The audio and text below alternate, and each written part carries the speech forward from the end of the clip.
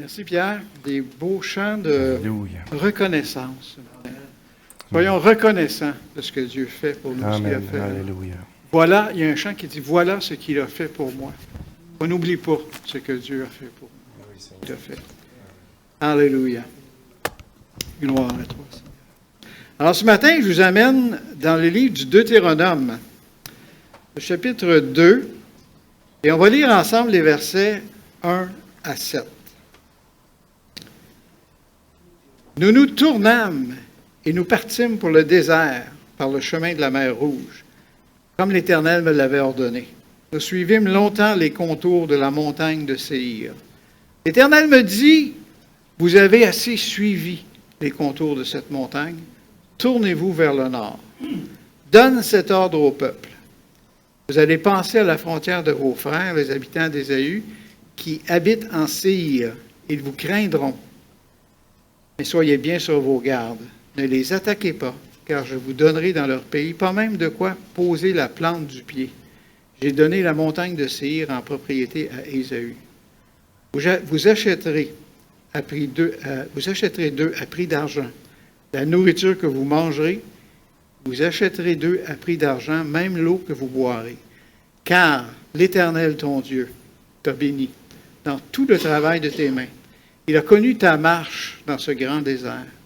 Voilà 40 années que l'Éternel, ton Dieu, est avec toi. Tu n'as manqué de rien. Je vais mettre un peu en contexte avec le texte que je viens de lire. Ça fait 40 ans que le peuple d'Israël tourne dans le désert. On se souvient que quand ils sont arrivés après la première année de marche, ils sont arrivés à la terre promise, ils ont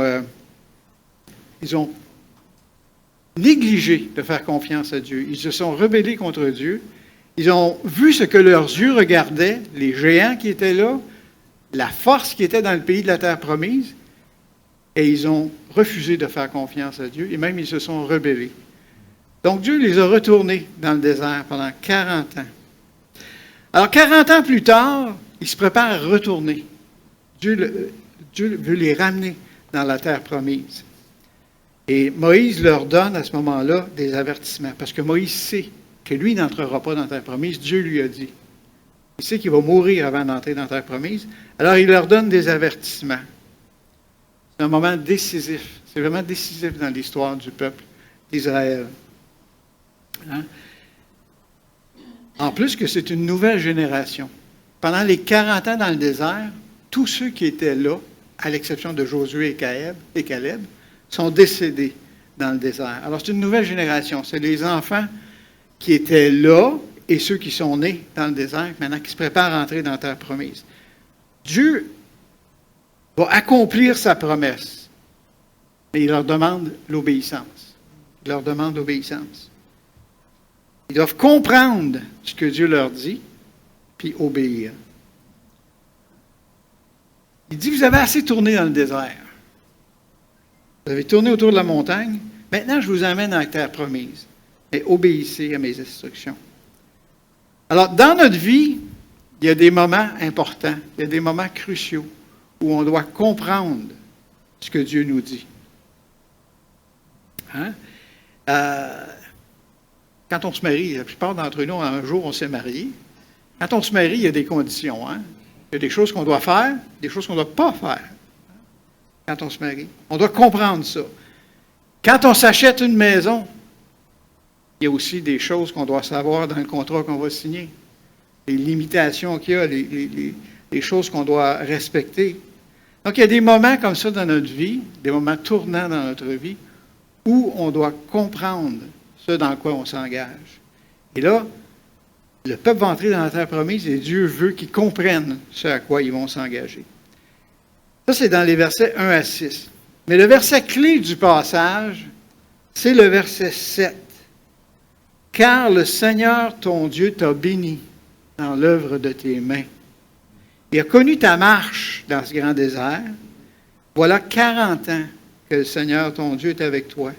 Tu n'as manqué de rien. » Même si le peuple s'est rebellé, Dieu a quand même été là. Dieu leur a quand même donné ce dont ils avaient besoin. La nourriture, le vêtement, la protection, la direction, Dieu leur a donné. Et dans le texte que je viens de lire, il y a 4 points que je veux faire ressortir. 4 éléments que je voudrais faire ressortir ce matin. Pendant 40 ans, Dieu a pris soin d'eux. La première bénédiction qui ressort de ce verset 7-là, Dieu a béni son peuple. Dieu parle à son peuple. Hein? Lorsque, après 1 an, la première fois qu'ils se sont... C'était pas la première fois qu'ils se rebellaient, là, mais disons, quand ils ont refusé d'entrer dans la terre promise et qu'ils ont tenté d'entrer sans avoir la présence de Dieu avec eux, ils ont désobéi. Dieu les a fait retourner dans le désert, mais il leur a parlé. Il leur parlait quand même par l'intermédiaire de Moïse. Dieu est intéressé au bien-être de son peuple. Même si le peuple est infidèle, Dieu est fidèle. C'est un Dieu fidèle qui est là tout le temps avec nous, même si nous, on n'est pas toujours fidèles. Dieu est fidèle. Il veut le bien-être de son peuple. Vous savez qu'à chaque jour de notre marche chrétienne, Dieu veut nous parler. Dieu veut nous parler. Il parle. On a un Dieu qui parle. On a un Dieu qui est vivant, qui veut nous parler. Il peut nous parler par d'autres chrétiens. Il peut nous parler par des événements. Il peut nous parler par le Saint-Esprit. Mais quelle est la principale façon dont Dieu nous parle? Quelqu'un peut me le dire? Par la parole. Dieu nous parle par sa parole, principalement à nous, chrétiens. Alors, il faut être à l'écoute. Hein? Dieu veut nous consoler. Dieu veut toucher nos cœurs. Il veut nous encourager. Il veut nous relever. Hein? Il veut nous enseigner, nous fortifier, nous tenir debout. Le Seigneur est là et à chaque jour, il veut nous parler. Hein? Moi, je crois, personnellement, que chaque jour, Dieu a une parole pour moi. Dieu a une parole pour nous. Si on veut être à l'écoute du Seigneur, à chaque jour, Dieu veut nous dire quelque chose. Dieu veut nous encourager, Dieu veut nous fortifier, Dieu veut nous montrer quelque chose. À chaque jour. À chaque jour, il le fait. Dieu ne parle plus par Moïse. Dans le désert, il parlait au peuple par Moïse. Maintenant, il nous parle par Jésus. Il nous parle par sa parole. Il nous parle par le Saint-Esprit qui est présent avec nous. C'est lui qui nous conduit. Vous savez, dans le désert, quand ils ont marché 40 ans dans le désert, il y avait une nuée qui marchait devant eux. Une nuée le jour, puis une colonne de flammes la nuit, qui marchait devant eux. On n'a plus une nuée qui marche devant nous, on a le Saint-Esprit qui marche avec nous autres, qui est présent dans nos vies. Alors, il faut se discipliner et se mettre à son écoute. Chaque jour, mettre un temps de côté pour lire la parole, pour prier, pour écouter, pour obéir à sa parole. La mettre en pratique. Là, vous retrouvez le gars qui a été à la Ligue pour la lecture de la Bible, là, qui a dit ça. Mais le prochain verset, dans 1 Timothée 4,8, on va le lire. 1 Timothée 4,8. Parce que, OK. Il n'est pas? Bon. Il est là? OK. 1 Timothée 4,8 nous dit « L'exercice corporel, en effet, est utile à peu de choses. Tandis que la piété est utile à tout. Elle a la promesse de la vie pour le présent et pour l'avenir. » Qu'est-ce que ce verset-là vient faire dans ma prédication ce matin? Vous savez, ce verset-là, c'est un petit peu un témoignage. Ce verset-là, ça a marqué pour moi un tournant dans ma vie, ce verset-là. Il y a fort longtemps, plusieurs décennies, alors que je ne connaissais pas le Seigneur, il y a des membres de ma famille qui sont venus au Seigneur. Mon frère, mes sœurs sont venus au Seigneur à l'intérieur de quelques mois. Puis on faisait du camping ensemble, puis il me parlait de la parole. Il lisait la Bible, puis il me parlait de la parole. Puis moi, j'étais rebelle, je ne voulais rien savoir. Puis j'essayais d'argumenter avec eux autres, mais j'avais un problème. Je ne connaissais pas la Bible, je ne savais pas de quoi il me parlait. Alors un jour, j'ai eu une bonne idée. Je vais lire ma Bible, je vais la lire, la Bible. Comme ça, je vais pouvoir argumenter avec eux autres. Hein? Je veux savoir de quoi il parle, puis je vais voir ce qui sont les erreurs là-dedans, puis je vais leur dire. J'ai commencé à faire ça. Surprise.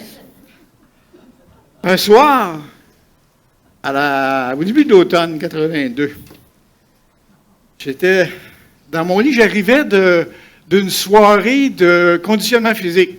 J'étais ici à Varennes et je participais à un programme de la ville de conditionnement physique pour les citoyens. Donc, j'avais passé la soirée à faire du conditionnement physique. J'arrive chez moi, je me couche, j'allume la lampe, puis là, je prends la Bible, je vais continuer à lire un bout. Puis là, justement, j'étais dans 1er Timothée. Regardez-moi ce que ça dit. Ça dit « L'exercice corporel est utile à peu de choses. » Je dis « Bien, voyons. Besoin. Tandis que la piété est utile à tout, ayant la promesse de la vie présente et celle qui est à venir. » Hein? Alors ça m'a frappé. Ça m'a frappé. Je n'étais pas converti encore. Le Seigneur avait commencé à travailler dans ma vie. Ça a été le point de départ où vraiment, là, je me suis vraiment intéressé à la parole. Et savez où ça m'a mené? À accepter le Seigneur. C'est ça, à faire partie du peuple de Dieu. C'est ça. Alors, ça a marqué vraiment un tournant dans ma vie. Alors, si dans votre famille, autour de vous, là, il y a des gens qui sont durs, qui ne veulent rien savoir, découragez-vous pas. Le Seigneur travaille. Priez pour eux. Hein? C'est ça que ma famille a fait pour moi. Ils ont prié pour moi. Alléluia. Alors, il y a un terme sportif qui est utilisé ici, qui est le terme de l'exercice corporel. Ça signifie de l'entraînement. Ça veut dire de faire l'effort, de prendre du temps, de mettre du temps de côté pour aller dans la présence de Dieu. C'est ça que Dieu m'a fait comprendre à ce moment-là. D'aller dans sa présence.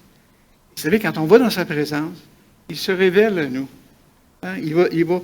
On a toujours à apprendre du Seigneur. On a toujours à grandir dans ses voies, avoir une meilleure compréhension. Il est un Dieu, on ne peut pas enfermer Dieu dans une boîte puis croire qu'on connaît tout de Dieu. C'est pas vrai. Dieu a toujours quelque chose à se révéler à nous. Hein? Et si on prend une discipline d'aller dans sa présence, Dieu va se révéler à nous. Vous savez, Jean, puis la connaissance du Seigneur, c'est toujours, vous le savez, c'est toujours une découverte personnelle.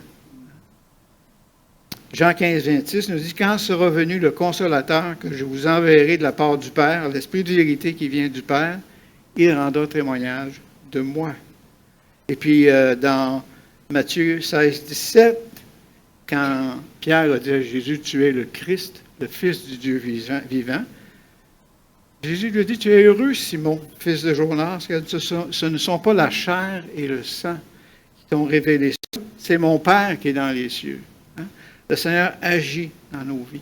Puis la conviction qui vient dans nos cœurs, ce n'est pas le résultat d'une logique, d'une déduction logique, c'est une révélation que le Saint-Esprit met dans nos vies. Hein? Les autres ne peuvent pas décider pour moi. Mon frère, mes sœurs ne pouvaient pas décider pour moi. Ils pouvaient prier pour moi, mais c'était à moi de décider. Et le Seigneur travaille, par exemple. Le Seigneur se révèle dans nos vies. Hein? C'est ça qu'il va faire pour ceux qui sont autour de vous, pour qui vous priez. Et en plus, Dieu veut une relation profonde avec nous autres. Il parlait à son peuple dans le désert, il parlait par l'intermédiaire de Moïse, mais il veut aussi une relation profonde avec nous autres, une relation qui grandit. Dans Exode 33, 11, ce verset-là m'impressionne. Ce verset-là, toutes les fois que je le lis, c'est ça que je voudrais, Seigneur. Hein? Le verset dit, l'Éternel parlait avec Moïse, face à face, comme un homme parle à son ami. Je ne sais pas vous autres, mais moi, c'est ce que je voudrais arriver à être capable. Vraiment, là, parler face à face avec Dieu. Oui, on a une relation avec Dieu, mais on veut que ça grandisse comme un ami, une amitié profonde qui grandit. C'est ça qu'on veut dans nos vies. Ça nous parle d'une relation personnelle. On a cette relation personnelle-là. Chacun de nous qui avons mis notre foi en Jésus-Christ, on a cette relation personnelle-là. Mais on veut que ça grandisse. Hein? Seigneur, la première bénédiction qu'on a vue dans ce texte-là, c'est que le Seigneur parle à son peuple. Et le Seigneur nous parle. Et il veut nous parler. Il veut se révéler à nous. Chaque jour, le Seigneur a une parole pour nous autres. La deuxième bénédiction qu'on peut sortir de ce texte-là, Dieu a connu la marche du peuple. Dieu guidait son peuple. Il guide son peuple. Pendant 40 ans, il les a guidés dans le désert par la nuée. Hein? La parole nous dit que dans le désert, quand la nuée s'arrêtait, le peuple s'arrêtait. Quand la nuée se levait, le peuple se levait pour suivre la nuée. C'était la nuée qui dirigeait le chemin. Et pendant 40 ans, il les a fait tourner en rond. Pendant 40 ans, la nuée les a fait tourner en rond. Mais quoi? C'est quoi ça? Les zigzags dans le désert, on tourne autour d'une montagne pendant 40 ans. Mais Dieu avait un but. Dieu avait un but là-dedans. Puis parfois, nous autres aussi, dans nos vies, on a l'impression de tourner en rond des fois. On a l'impression de faire des zigzags. On a l'impression de parler à nulle part. Mais Dieu a un but dans ça. Dieu veut nous apprendre quelque chose dans ça. Dieu veut former quelque chose dans notre vie parce que c'est lui qui est en contrôle. Il connaît notre marche. Il connaît où on en est. Il connaît la marche et il veut nous conduire. Et il veut qu'on comprenne. Il y a des choses qu'il veut. Il y a des choses qu'on ne comprend pas. Hein? Des choses qu'on a de la misère à comprendre, puis le Seigneur va nous faire comprendre des choses. Et des fois, ça prend du temps. Je ne sais pas vous autres, mais moi, ça m'arrive de prendre du temps à comprendre des choses. Hein? Mais il est en contrôle. C'est lui qui dirige notre marche. Dans le désert, c'était la nuée. Pour nous, c'est le Saint-Esprit qui conduit notre marche. Hein? Le peuple dépendait de la direction de la nuée pour leur marche. Leur direction venait de ce pilier de nuages-là, ce pilier de flammes-là qui les dirigeait. Mais notre direction nous vient du Saint-Esprit qui vient dans nos vies. C'est le directeur de notre marche chrétienne. C'est lui qui marche en avant de nous. Hein? Il est notre guide. Et il y a un plan pour chacune de nos vies. Il y a un plan pour chacune de nos vies et il veut l'accomplir dans nos vies. Les talents qu'il nous a donnés, les capacités qu'il nous a données, il veut les développer dans nos vies. Il veut nous utiliser dans ce qu'il fait. 1 Corinthiens 3,16 nous dit, « Ne savez-vous pas que vous êtes le temple de Dieu, que l'Esprit de Dieu habite en vous. » C'est un beau rappel de ce que c'est notre vie chrétienne. Pas une religion, c'est une relation avec le Seigneur, parce qu'il vit en nous. Quel beau rappel de ce que c'est notre vie chrétienne. Notre relation avec le Seigneur est importante. Dans notre marche, on doit garder nos yeux fixés sur le Seigneur. On regarde au Seigneur tout le temps. Si on le fait, nos inquiétudes, nos incertitudes, les questions qu'on se pose, ça va être répondu. Ça va disparaître dans nos vies. On va pouvoir se placer entre les mains du Seigneur. On va pouvoir marcher dans ses voies. On va pouvoir avancer en faisant confiance au Seigneur. C'est important. La nuée les a conduits, le peuple dans le désert, la nuée les a conduits jusqu'à ce qu'ils arrivent à la terre promise encore. Non seulement la nuée, comme j'ai mentionné tout à l'heure, la nuée les guidait dans leur direction, mais leur donnait le temps aussi. À quel moment? Quand la nuée s'arrêtait, le peuple campait. Il pouvait être là 2 jours, 1 semaine, 1 mois. Et tant que la nuée restait sur la tente de la rencontre, le peuple restait là. Quand la nuée s'élevait, choisissait le moment, quand la nuée s'élevait, le peuple décampait puis suivait la nuée. La même chose dans nos vies. Le Seigneur dirige les temps, les directions, la direction et les moments dans nos vies pour faire des choses. Ecclésiaste 3,11. Vous connaissez ça par cœur, hein? Il fait toutes choses bonnes en son temps. En son temps. C'est lui qui a la vision d'ensemble de nos vies. Qui nous révèle ce qu'il faut faire une étape à la fois. Un pas à la fois. Ah, ça, c'est plate. Un pas à la fois.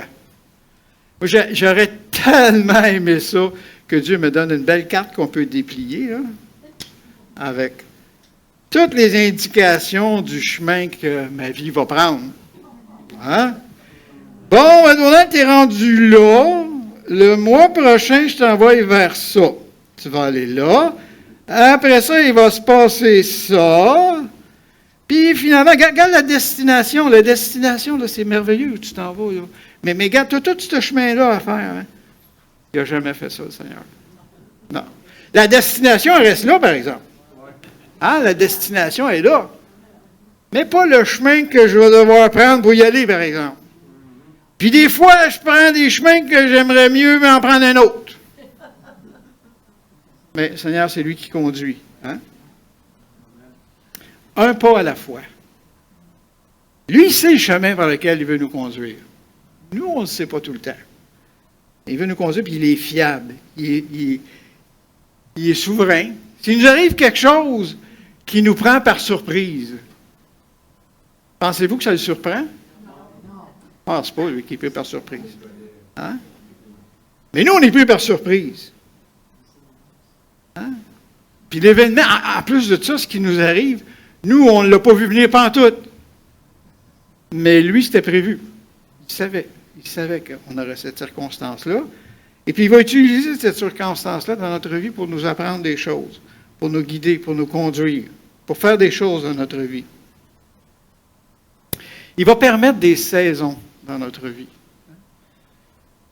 Il va y avoir des temps où ça va aller moins bien, des temps où on va être instable, des temps où on va être stable, où ça va bien aller.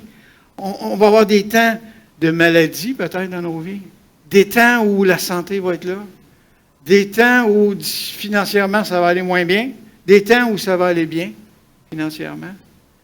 Des temps où on va être encouragé, des temps où on va être découragé. Dans Ecclésiaste, si vous lisez Ecclésiaste, hein, il y a un temps pour toute chose. Mais à travers ça, Dieu travaille. À travers ces saisons dans nos vies, Dieu va permettre des changements. Il va nous transformer. La parole nous dit que Dieu nous transforme, hein, qu'il nous change de gloire en gloire, comme par le Seigneur l'Esprit. Il nous transforme. Si vous regardez qui vous êtes aujourd'hui, et si vous regardez qui vous étiez il y a quelques années, vous allez voir des changements. Vous voyez des changements dans votre vie. Puis vous allez continuer d'en voir. Tant que vous allez être sur cette planète, tant que vous allez être sur cette terre, Dieu va travailler dans vos vies. Dieu va continuer à faire des changements dans nos vies. Puis quand Dieu fait quelque chose dans nos vies, il faut le reconnaître ce que Dieu fait dans nos vies. S'accrocher à ce que Dieu fait dans nos vies, ce qui change dans nos vies. Puis des fois, Dieu nous surprend. Il fait des choses qu'on est pris par surprise. Puis ce qui arrive, c'est qu'on n'est pas toujours prêt à saisir le temps que Dieu a pour agir. Dieu met des moments, des directions, des temps dans nos vies, puis là, on n'est pas toujours prêt pour saisir ça. Alors qu'on puisse être, plus on va être à l'écoute du Seigneur, plus on va avoir une communion avec lui, plus on va être capable de percevoir ce que Dieu veut faire dans nos vies. Hein? Ésaïe 30, 21. Ça aussi, c'est un beau verset que j'aime. Hein? Tes oreilles entendront derrière toi la voix qui dira, voici le chemin, marchez-y.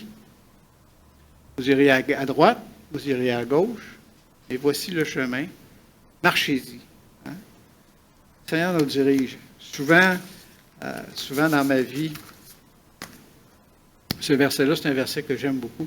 Souvent dans ma vie, le Seigneur m'a donné des directions comme ça, à travers sa parole, à travers des temps dans sa présence, de prendre des directions. Voici le chemin marché. Surtout quand tu as des décisions à prendre.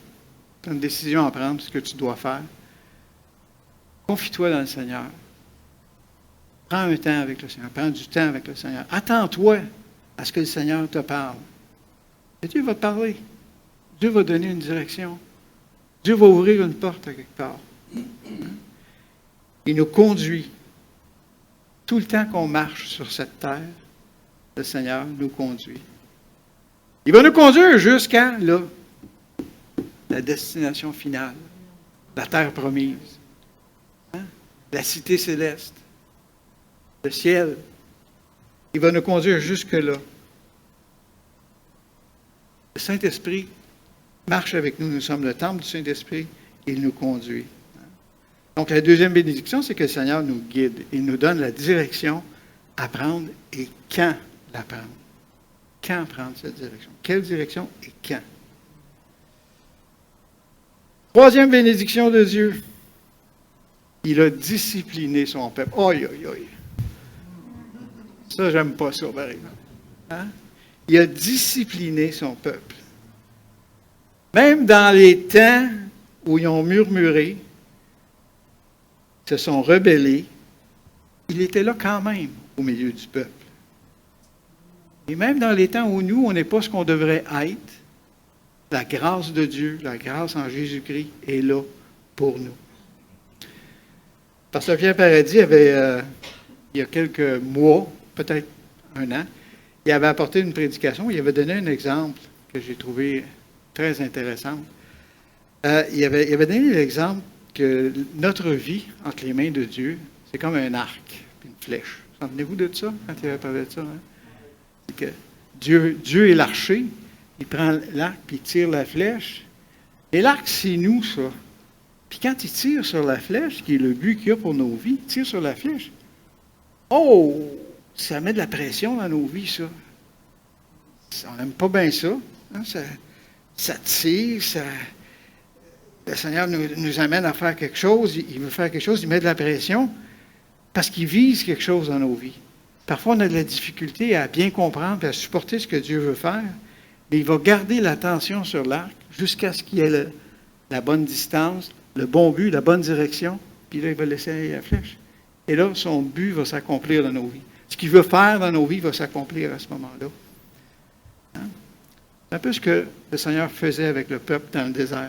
Il disciplinait son peuple. Et c'est ce qu'il fait avec nous dans nos vies. Il veut nous discipliner. Nous apprendre à plier notre volonté à la sienne.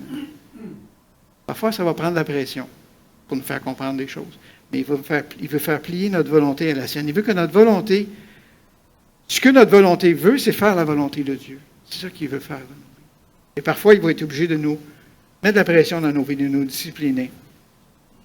Vous savez, dans notre texte, on voit un exemple dans les premiers versets où Dieu lui dit, vous allez passer près de vos frères, les fils d'Ésaü, les enfants d'Ésaü qui vivent dans la région de Séhir. Vous allez passer à côté.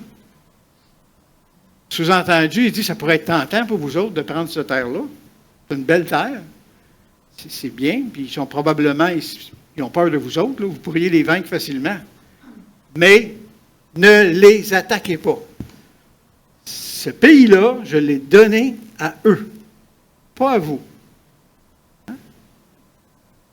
Ça aurait pu être tentant pour le peuple, mais ce n'est pas ça que Dieu voulait pour le peuple. Il voulait les amener à la terre promise. Alors, il ne voulait pas qu'ils se laissent détourner en prenant quelque chose qui, à leurs yeux, semblait être la bonne chose à faire. Aurait pu sembler être la bonne chose à faire. La même chose pour nous. Dieu veut nous conduire dans la terre promise. Il y a des choses qui pourraient sembler intéressantes pour nous autres à faire, mais ce qu'il veut, c'est qu'on laisse notre volonté être pliée à la sienne, dans ce qu'il veut faire dans nos vies. Vous savez, la parole nous dit que notre patrie n'est pas ici-bas. Hein? On est des étrangers, des voyageurs sur cette terre.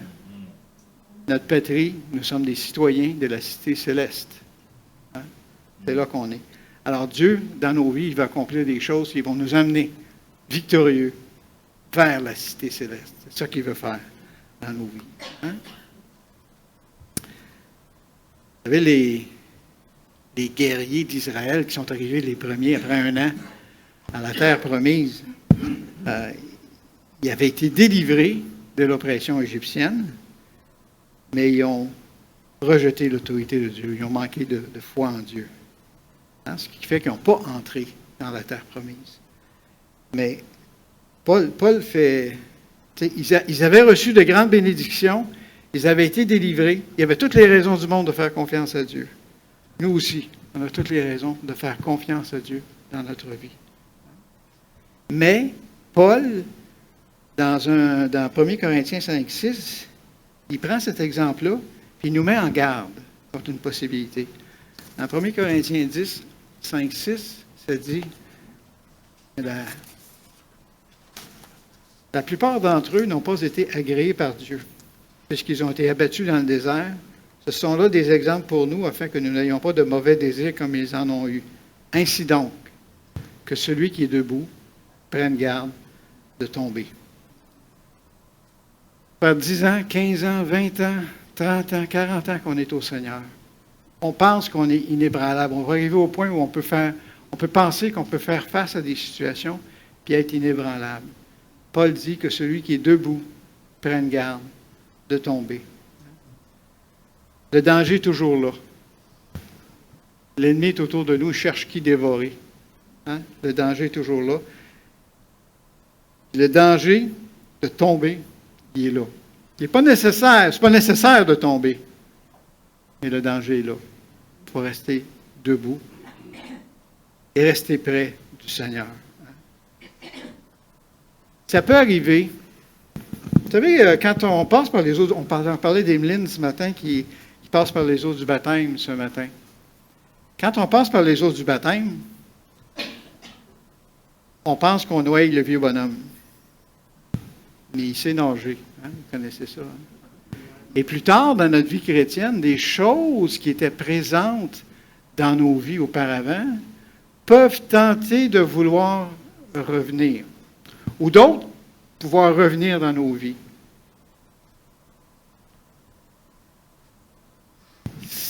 Souvent,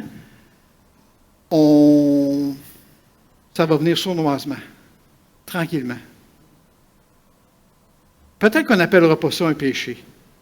Peut-être que nous, on ne pensera pas que c'est un péché.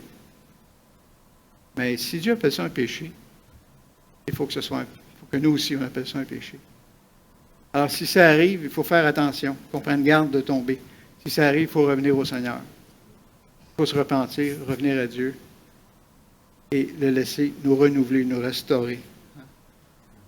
S'il y a un obstacle qui nuit à notre marche avec le Seigneur, si on veut vraiment être dans la présence de Dieu, vraiment jouer d'une communion avec Dieu, parlons-en au Seigneur. Lui, il va mettre le doigt sur le bobo.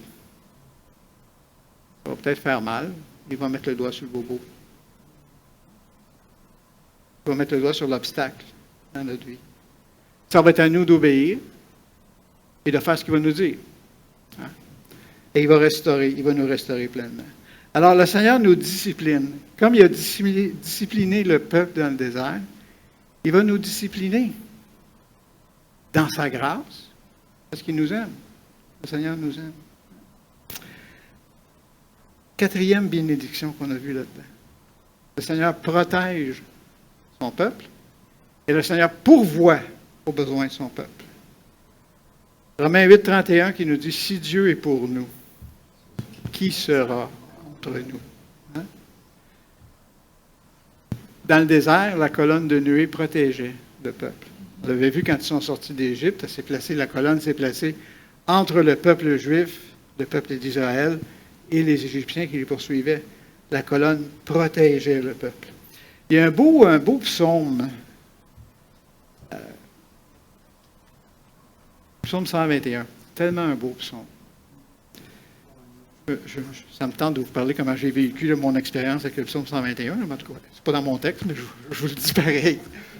La première année que j'étais sauvé, juste quelques mois que j'étais sauvé, je suis allé pour mon travail suivre un cours en Europe, en Hollande. Et puis, à Amsterdam, précisément. Puis, j'arrive à Amsterdam. J'avais passé la nuit dans l'avion. C'est les vols de nuit qui vont en Europe. Hein. J'avais passé la nuit dans l'avion. J'arrive à Amsterdam. Il n'y avait pas de réservation d'hôtel pour moi.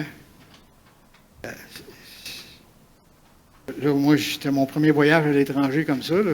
Qu'est-ce que je fais avec ça? Là, finalement, ils m'ont trouvé une chambre dans une section de l'hôtel qui était en rénovation. Alors, j'arrive dans ma chambre. Premièrement, dans le corridor, les tapis étaient roulés. Il était après faire des travaux dans le corridor. Dans la chambre, il n'y avait pas d'eau chaude. Il n'y avait pas de chauffage. Puis c'était au mois de mars. En Europe, c'est un peu moins froid qu'ici, là. Mais quand même, c'était au mois de mars. Là, j'étais découragé, là, puis là, j'étais fatigué. Puis mon cours commençait le lendemain. Et puis, j'ouvre le tiroir de ma table de chevet, à côté du lit, dans la chambre. Il y avait une Bible, là. Elle était ouverte au psaume 121. Et j'ai lu le psaume 121, puis ça m'a vraiment consolé. Les premiers versets disent « Je lève les yeux vers les montagnes. D'où me viendra le secours? Le secours me vient de l'Éternel, hein, qui a fait les cieux et la terre. » Dieu était là. Dieu voyait mon découragement. Mais Dieu m'a dit « Je suis là, je te garde. » Et puis, effectivement, les choses se sont réglées un peu plus tard. Le chauffage est revenu, l'eau chaude est revenue. J'ai rencontré les gens avec qui j'allais prendre un cours. Mais Dieu était là. Dieu nous garde, il nous protège. Si vous lisez le psaume 121, vous allez voir que 6 fois dans le psaume 121, le psaume dit « L'Éternel te garde. L'Éternel te gardera. » On est en sécurité avec le Seigneur. Il est là. Quoi que ce soit qu'on vive, Dieu est là.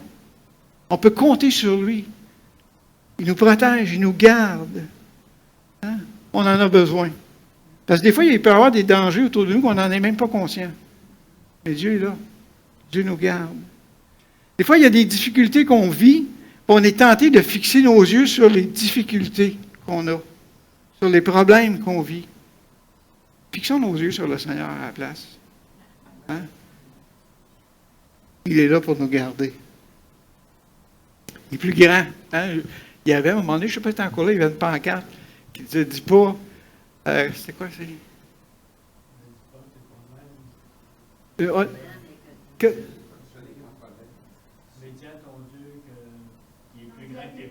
Ouais. On a un Dieu plus grand que nos problèmes. On peut dire « J'ai un grand problème », mais j'ai un grand Dieu plus grand que mes problèmes. Hein? Alors, il nous rassure.